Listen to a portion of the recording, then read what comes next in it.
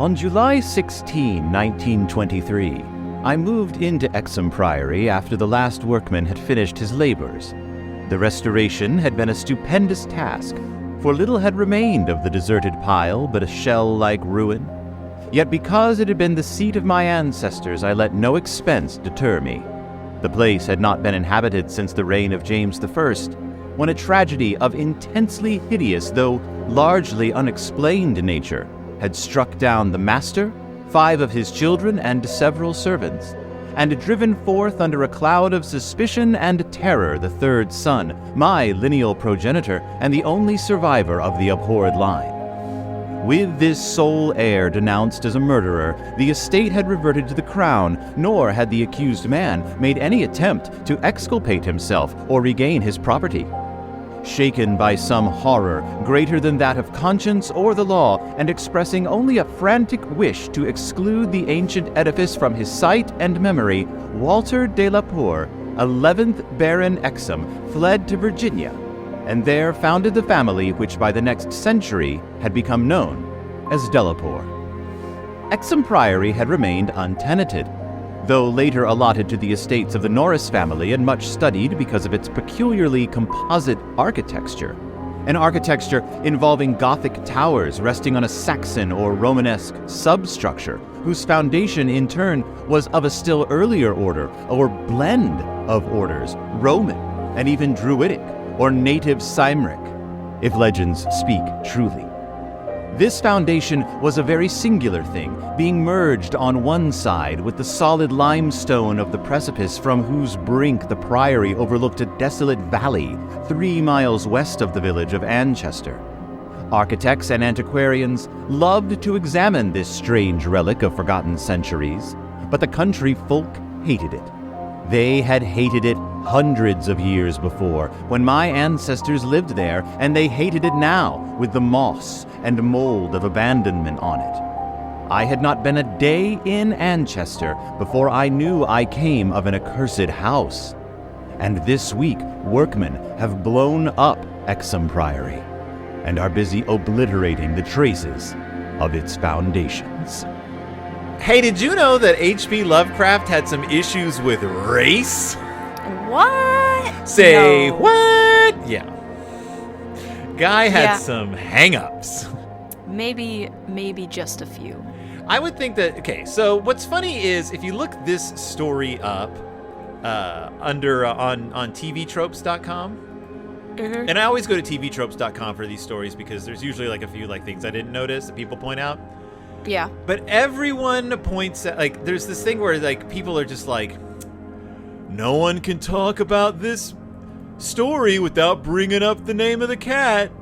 And I'm like, yeah, because it's a horrible name, and he uses it, like, 60 times. in the story. Like, Yeah. so many times. I was going to do, like, a search for how many times he uses it, but then I was like, I don't know if I want that in my search history. I mean, we could just count. No, I'm going to search it. I'm going to search it right now. How many times is the name of the cat said in Rats in the Walls? I'm going to have to be very specific, though, and not just use the first part of the cat's name, because otherwise it'll show up in other things in this collection. So it looks like he uses it 1, 2, 3, 4, 5, 6, 7, 8, 9, 10, 11, 12, 13, 14, 15, 16, 17, 18, 19 times in this story he says it. And the story is like 14 pages. The story is short. The cat's name is mentioned in places where he didn't even have to say the cat's name. No. But it's and for listeners, we are not going to say the cat's name. Like, No. Because not only does the cat's name isn't just a racial slur. It is a racial slur that has been added to a hyphen and the word man and somehow made even worse. Mm-hmm. Also, the story is 13 pages long. Also, it was the name of his actual cat when he was a kid, which just goes to show you that he was always terrible. Yep. Now, we've discussed H.P. Lovecraft already on this show. A few times, yeah. Yeah. Terrible man, but gave birth to a new type of horror. And you know, say what you will about him, he was a terrible man. But he mostly kept to himself, and this was before Twitter. So Yeah, he was a terrible man who other terrible men were like, dude, you need to not. Yeah, this is Do bad that. even for the olden days, which are today. Yes. So he writes this story, The Rats in the Walls, in August and September of 1923. It doesn't get published until 1924 in Weird Tales, although he had tried to sell it to several magazines. He said that he was looking at the wallpaper late at night and there were cracks in it, and he just started imagining what was behind the cracks in the walls. And in his commonplace book, he mentions horrible secret in crypt of ancient castle discovered by dweller. And you can kind of put those two ideas together and you kind of get the rats in the walls, even though there's most likely no actual rats in the walls in this story. Let's see. And then he tries selling it and nobody wants it until he finally sells it to Weird Tales in 1924. And it becomes one of his more popular stories. And despite the wonky, as you will bring up, the wonky mythology in the tale, and despite the blatant racism in the cat's name, I think it's an interesting story. Yeah. And I get why it's in The Medusa in the Shield, part of The Dark Descent, which is we're discussing because I am Phil. And I'm Willow. And it's Del Toro time. It's Del Toro time. And we're talking about The Medusa in the Shield, which is about psychological horror. And this story might, in fact, be entirely psychological. Yeah. Except also, for the places where reading it will cause people psychological anguish. So The Rats in the Walls, what is this story about? A story is about a man who has lost his son in the war, and he's rebuilding his family's old estate, his family from a long time ago.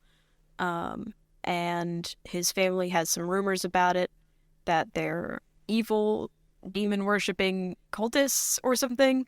Yeah. And the estate was left abandoned after one of the members of the family killed everybody, supposedly. And then a bunch of stuff starts happening to him, and they find some creepy stuff. And then it ends with him being locked up in a asylum.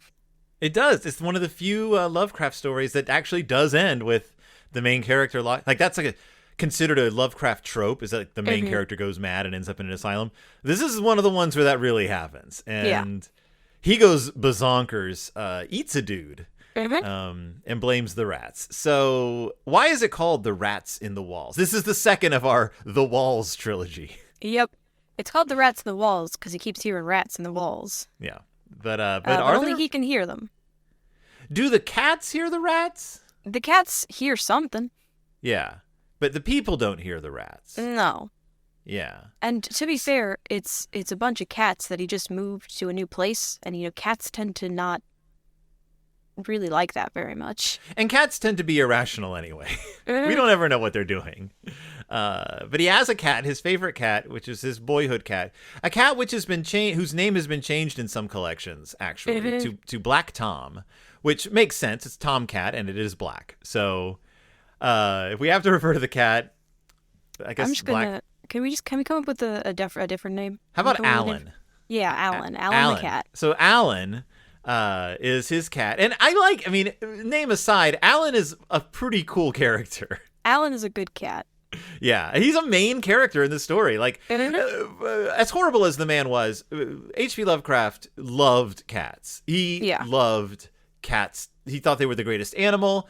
He wrote stories about the cats. Cats of Ulthur is just about how awesome cats are. The cats can go to the moon. The cats can protect you from evil. He loves his cats. And so it doesn't surprise me that he finally just gave a cat a prominent role in a story. Yeah. He just had to give it an unfortunate name. So my favorite part of this story is all the sort of hinted at history of the Delaporte family. They were so awful that children's rhymes were made up about various members over the hundreds of years they lived in this area. Exham Priory in England is where they are. And our narrator, it's first person narrated. We never learn his name. We just know that his last name is Delaporte. And you mentioned that the last person to live in the castle who was a Delapor killed the rest of the family. And he fled to America, but he didn't flee to America because everyone around him was like, good job. Good job. Thanks. And like the church was like, you did good, sir. And they gave him like a hero's exit as he went off to America. Yeah, which, you know what? Given what we learn about the family, we don't even know if he killed the family, though. He was just suspected of killing the family. Well, yeah, they disappeared, so yeah, what are you gonna do? But yeah, and that's not the first time someone kills members of this family, and everyone's just like, good job. Good job. Like you hear a couple of stories about that. I just love the way he just sort of drops hints about like the complete nastiness of these people. Yeah. But they weren't the original. They didn't start the bad stuff that happened on this plot of land. No. It's directly tied into actual Roman mythology. Encyclopedic Roman mythology. It's amazing that this is exactly what the Romans were like with their goddesses, right? So here's the thing. He has taken two gods, Cybele and Attis. And they were not originally Roman gods. They weren't even originally Greek gods. They were Phrygian gods.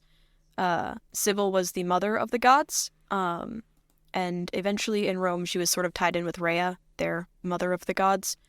But she wasn't a dark goddess by any means, and she was never banned in Rome.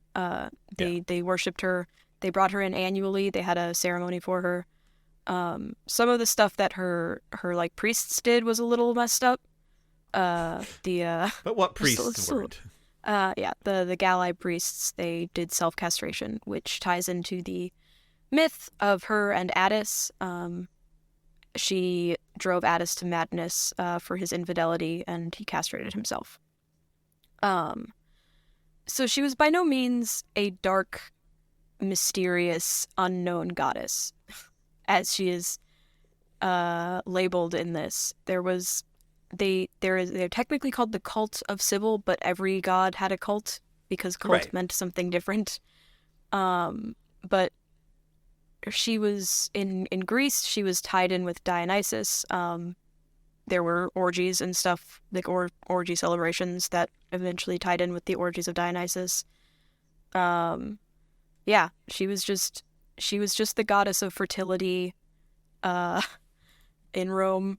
She's the goddess of other things in Rome as well, but goddess of like fertility and motherhood and things like that. I read a paper, because of course I did, about how one person wrote a paper about how their theory is that she became widely worshipped in Rome because of all the lead poisoning causing infertility issues, which I thought was interesting. But she was never a secret underground demon goddess. Right. So he takes some, would you say, liberties with? I'd say he doesn't know what he's talking about. Now, just because that wasn't what really happened doesn't mean that some people in the unknown world treated her like that. Like maybe this was never recorded. I think he just wanted to be able to use the expression magna mater. I think he just wanted to be able to have characters yell that out. Yeah. Because they do a lot. Like that phrase comes up. Magna mater. It's just bad. I don't like it. Yeah. So he takes a lot of liberties with he does that.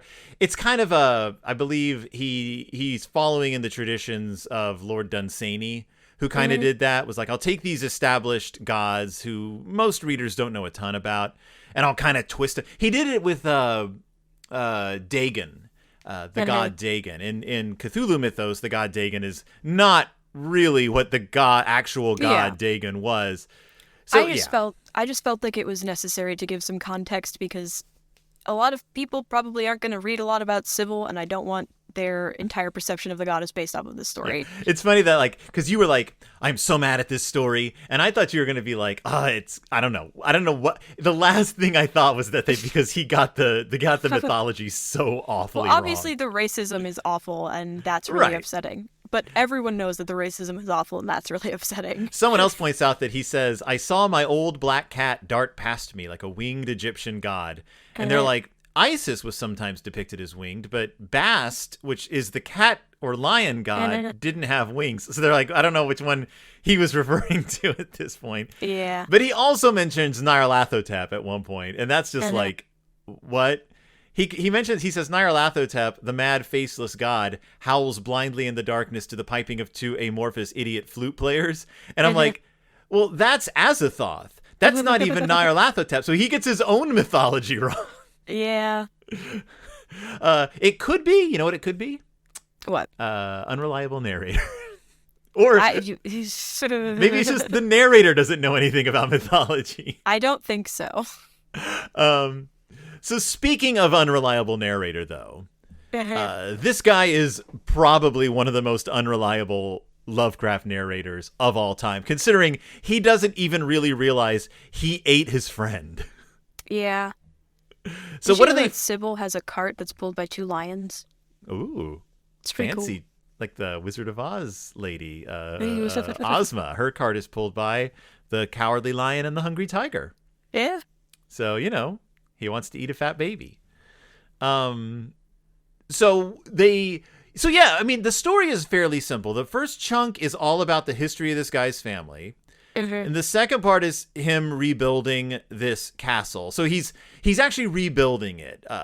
So it has like modern conveniences, but it looks like the original castle. But it's got plumbing, it's got electric lights. He's trying to turn it into basically like a tourist spot. Yeah. Like for people to come and stay. And I'm gonna go out. I'm gonna admit something right now. The narrator of Rats in the Walls is, and this might not be a popular opinion, but the narrator of Rats in the Walls is one of my favorite Lovecraft protagonists because he's one of the most just like down to earth. Like even though he goes insane and he's racist, he just seems like a guy.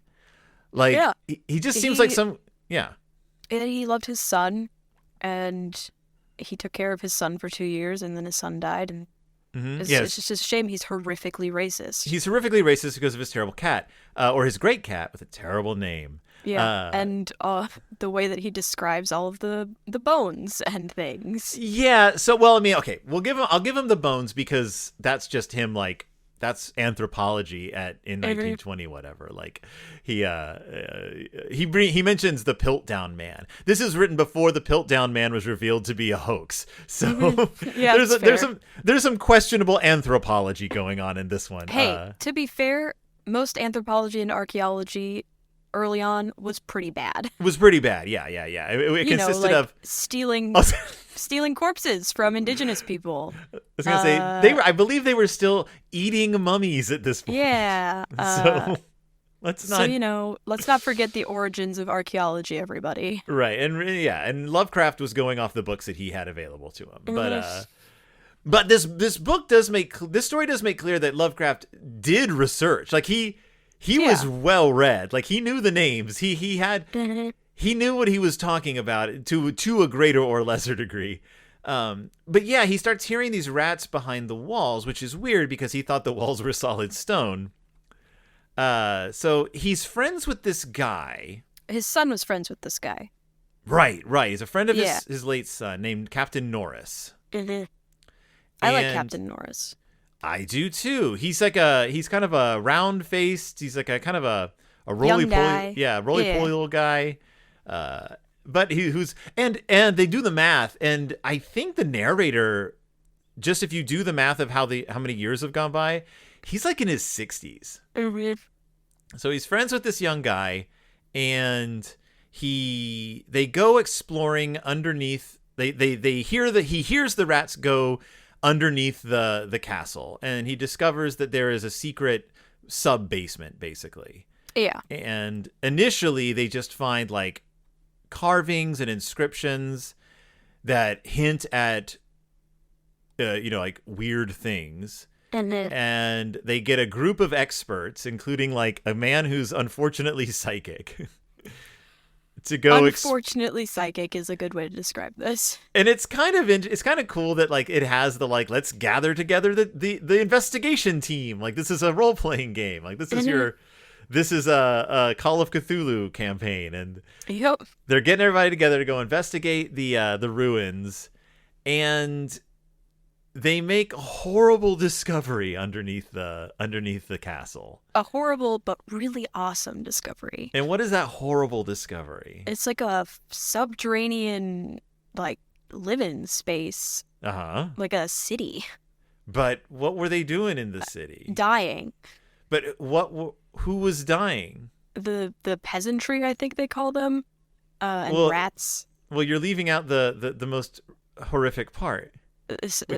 Which is that there's cages down there in which they were breeding people as cattle. Yep. And the people had been being bred for so long they had evolved into walking on all fours. And they find it's funny because it's almost like a shopping mall. Yeah. Down there, it's like this subterranean, like there's like a big hallway, and there's like different shops off to the side, and they find like each place represents like a different era. Like, here's the British one, and they go into like this British butchery, and they're like, he doesn't go in, but Norris does, and he comes out and he's like, because there's like, there's one archaeologist, Walter something I think is his name, who's just unfazed throughout this entire thing when everyone else is. Yeah, because he's like he's your traditional like strapping hero. Mm-hmm. But he doesn't get much of a part because he's not interesting. He is fully named though. Yeah. There's Hoffman. There's Dr. Trask, who's the anthropologist. Mm-hmm. There is Sir William Brinton. Yeah, I think that's the one I'm thinking of. Yeah, they're all very like hoity-toity names. Mm-hmm. Yeah, Captain Norris, Sir William Brinton, who is famous for his excavations in the Trode. Mm-hmm. I kept reading it as Toad. What? Kept reading it as Toad. It's Toad. Yep. And they find out that whoever was living underground was breeding humans for livestock and for sacrifices. Because they find they find this altar at one point that's obviously had human sacrifice committed on top of it, and they're like, there's something under the altar because there's air blowing out of it, and they sort of describe this like weird counterweight system that you have to do to like get the altar to move, and then underneath that is a deeper chamber. At one point though, they come across an even darker, deeper chamber, and they just nope out of it. I love that. They're like, yeah, we just decided we're not even gonna go that far. Because they find the chamber before. That's the thing that leads into the big underground place. Yeah. And within this big underground place, there are a bunch of rat bones as well as human bones. Because the rats all started starving, so they came out and like swarmed the people and killed them. And so like there's these pits or these like bins that people must have been in. And they would put them in there with the rats, and the rats would eat the people. Like, it just sounds horrible. Which is, the way it's supposed to seem. Yeah. So this is the part of the story that definitely happened, though, right? Right. Him going down there with these men and finding all this horrible stuff. At least, because he's an unreliable narrator, I don't know how much of what he believed he saw was true, but one guy does go insane. The psychic guy goes insane. Supposedly, we don't actually have any proof of that. He just says he's not allowed to see him. Oh, that's true. Mm-hmm. Because what ends up happening is that he gets like the lights go out. He like goes ahead. The rats are like leading him ahead or something, and he sees something. Yeah. He sees like Norris's face on something or whatever. So he's been because he's been having nightmares about a swine herd, and one of the the cattle the swine herd is driving have Norris's face, and in his mind he starts putting together in his mind that Norris's family were descendants of the people who were trapped underground. Yeah, and that his family were the swineherds. Now, of course, this is just a nightmare of a guy who might be mentally ill. And also might slightly blame Norris for his son's death.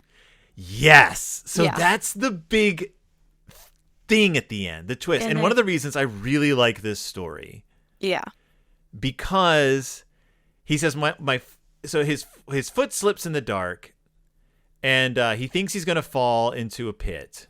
It says, I couldn't see any of the party but the plump Captain Norris. There came a sound from that inky, boundless, farther distance that I thought I knew, and I saw my old black cat dart past me like a winged Egyptian god, straight for the illimitable gulf of the unknown.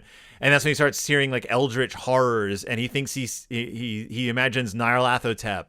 And then he hears voices and yowls, gently rising as a stiff, bloated corpse rises gently above an oily river that flows under endless onyx bridges to the black putrid sea. Something bumped into me. It must have been the rat, something soft and plump. And he starts yelling and shrieking, but he says, I am not that demon swineherd in the Twilight Grotto. It was not Edward Norris's fat face on that flabby fungus thing.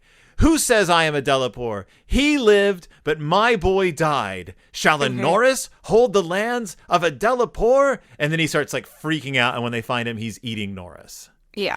And I'm like, oh, this is about a guy who's gone mad from grief. And is kind of like using this weird mythology as like a conduit for that. Yeah.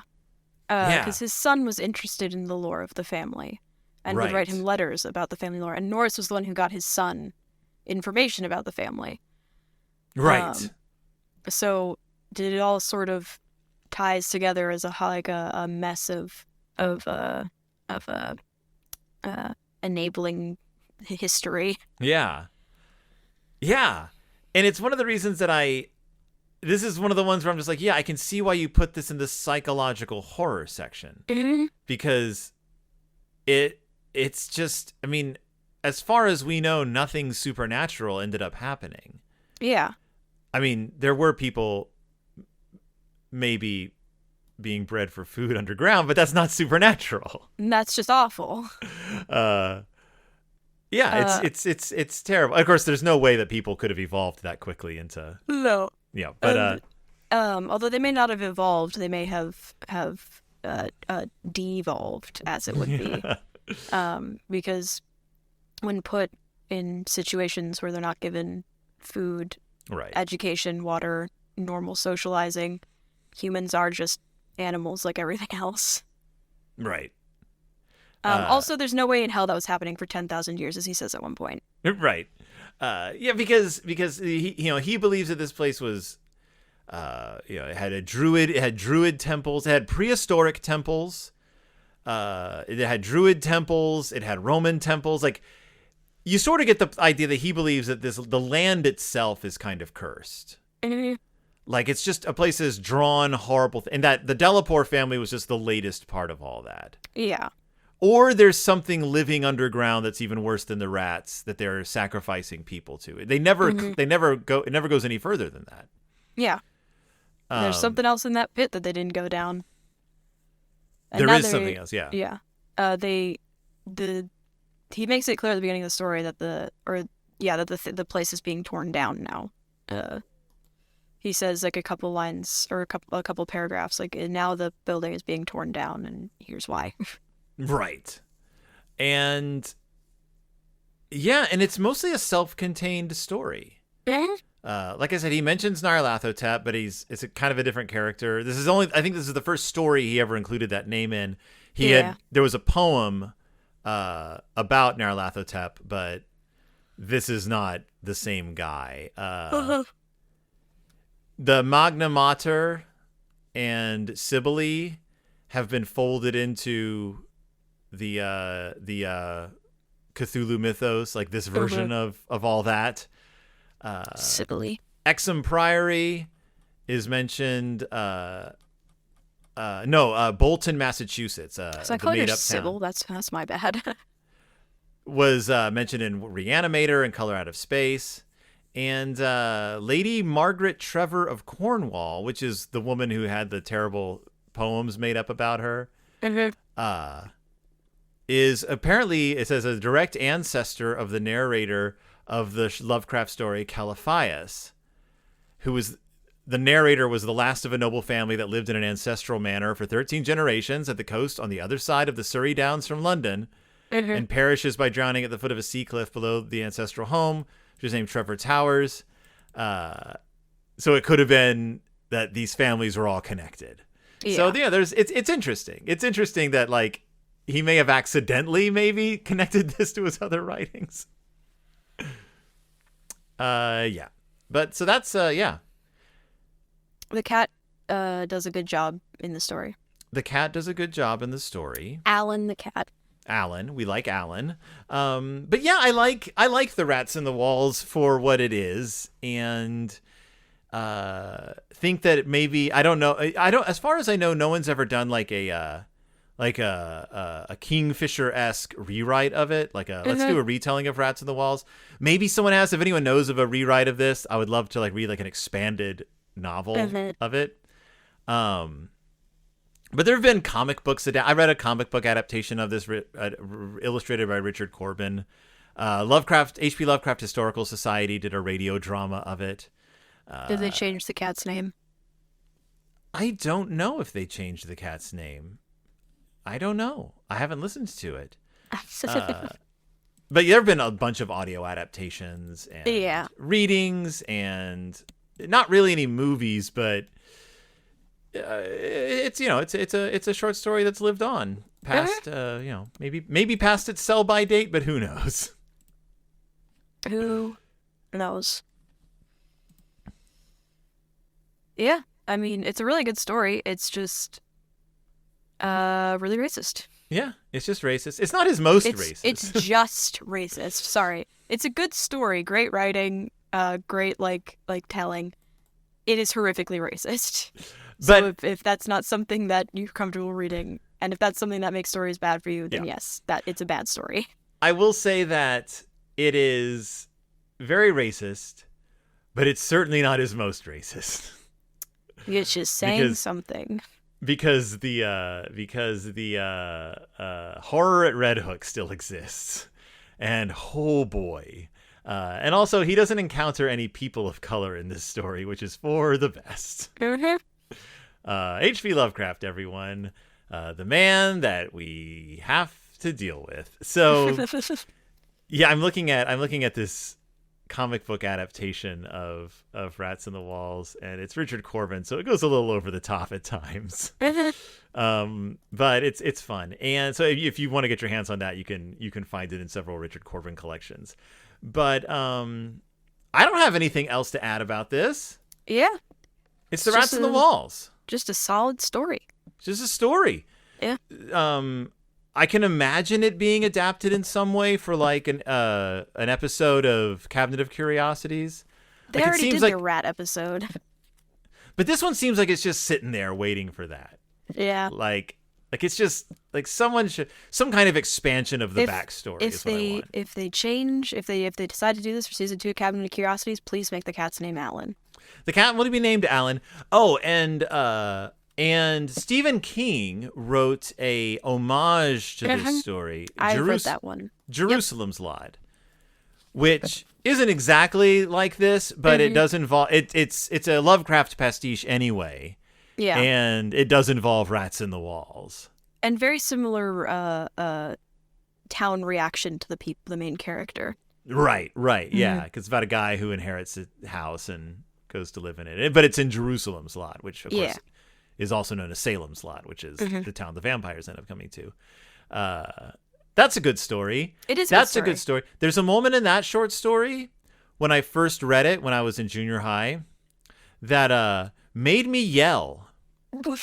It scared me so much. It was the first time I'd ever yelled out loud while reading a horror story or a story of any kind. I went, ha! Why? Yeah. There's a moment where he turns around and he sees like a ghost, like a hanging corpse. And it just shocked me. Like I was not expecting it. It was literally a literary jump scare. And so, yeah, highly recommended. Yeah, I have a book with it in it. What is that? Is that Night Shift or Grave? Night Shift. It's a Night Shift. Okay. Yeah, I have a copy of Night Shift sitting right over here. So. Is that my copy of it? I don't know if it's back here. No, this is a new copy that I just bought recently. Okay. I'm not gonna steal your copy. Well, I might have left it at your house when I moved out. No, because I looked desperately for a copy of Graveyard It should just Shift be behind me somewhere. Night Shift. So so that's The Rats in the Walls by H.P. Lovecraft. It's good. It's in the Dark Descent. What's next? Shalkin the Painter by J. Sheridan Le Fanu. Oh, I'm sorry. What? Shalkin the Painter. It's Shalk. I am not looking at it. So Shalkin? Shalkin? Yeah, it's Schalken. Shalkin. Shalkin the Painter by Le Fanu. I've never heard of this story. Neither have I. I've heard of Le Fanu, though. Yes, I believe. Did we read a Sheridan Le Fanu story already? Yes, we read Mr. Justice Harbottle. Right. Oh, and this one is, we were talking about why they separated the yellow wallpaper from the other wall stories. And apparently this one is a direct ancestor of the yellow wallpaper. Well, then this has gotten even more interesting. Ladies and gentlemen, the celebration of walls in horror will continue with the direct ancestor of the yellow wallpaper. What did you call Shalkin the Painter. Shalkin the Painter. We will see if this guy shalks the shalk. Shalks the paint. So until next time, when we shalk along with Shalkin the Painter, I'm Phil. And I'm Willow. And we'll see you when it's Del Toro time.